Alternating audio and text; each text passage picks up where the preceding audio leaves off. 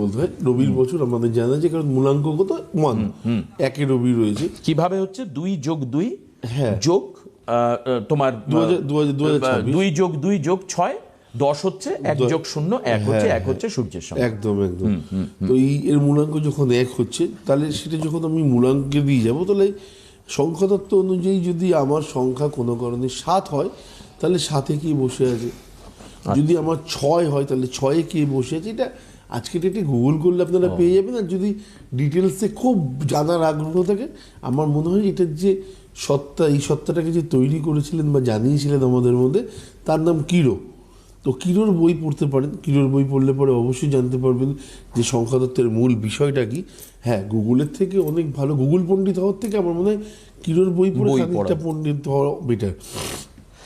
এবারে 1 সংখ্যায় যদি বসে থাকে রবি, 6 সংখ্যায় বসে রয়েছে শুক্র, তাহলে রবি আর শুক্রের কম্বিনেশনে আমরা জানি দারিদ্র যোগ হয়। তার মানে এই সময় কি বৃষ রাশির খুব ভালো যাবে।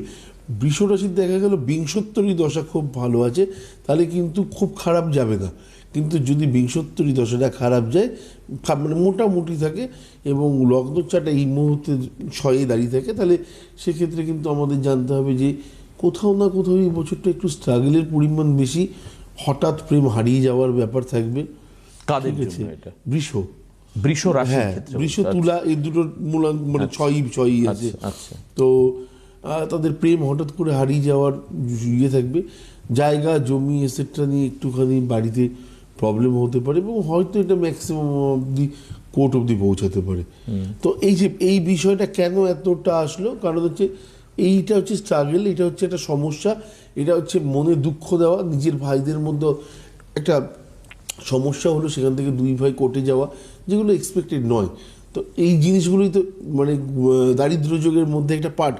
আমরা দারিদ্র যোগ মানে সবসময় বুঝি যে আমার কাছে অর্থ থাকবে না।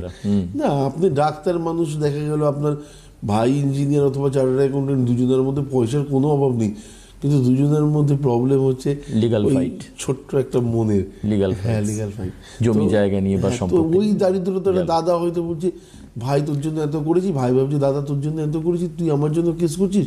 তো ওই যে দুঃখ পাওয়ার ব্যাপারটা থাকে, দারিদ্রতা।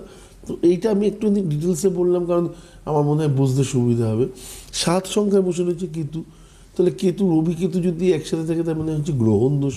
গ্রহণ দোষ মানে আপনি যে কোনো কাজই করতেই যান না কেন, এই বছরটাতে একবারে হওয়ার ব্যাপারটাতে একটু টাফ থাকবে। আবার বলে দিই, বিংশোত্তরী দশা যদি ভালো থাকে, আপনি উঠতে উঠতে বেরিয়ে যাবেন এই বছরটা, কোনো অসুবিধা থাকবে না। কিন্তু যদি কোথাও ডিস্টার্ব থাকে, তাহলে কিন্তু সেক্ষেত্রে কোথাও কাজ করতে গেলে কোলাপস হয়ে যাওয়ার ব্যাপার একটা, বিনা কারণে অর্থ নাশ হওয়ার একটা ব্যাপার থাকবে। এই জিনিসগুলো আপনাকে এই বছর অনেকটা বেশি ফেস করতে হবে। এটা 7 সংখ্যার জাতক। হ্যাঁ, মানে তুমি 7, 16, 25 এই সমস্ত জন্ম তারিখ একদম।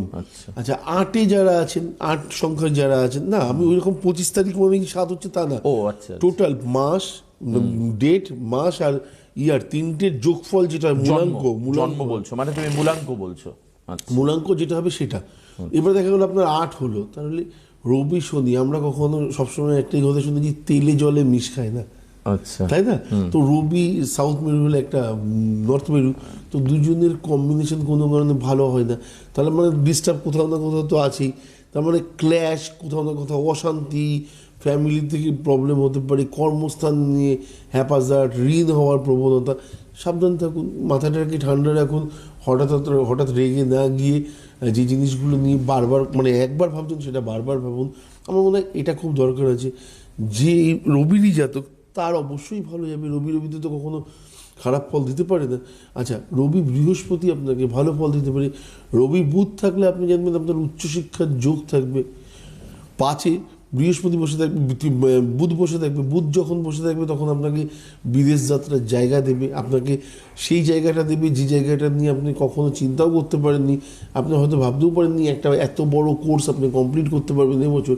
তো চেষ্টা করুন, যারা পড়াশোনার মধ্যে আছেন 5-এর জাতক, তাদের আমার মনে হয় যে পড়াশোনা নিয়ে খুব একটা মেজর প্রবলেম হবে না। এই জিনিসগুলো পজিটিভ আছে এই বছর। মানে কিছু কিছু ক্ষেত্রে খুব পজিটিভ, এবং কিছু কিছু ক্ষেত্রে খুব একটা সমস্যাপূর্ণ ব্যাপার থাকবে, যেগুলোকে হয়তো হ্যান্ডেল করা খুব একটা টাফ না, কিন্তু করতে পারবে না।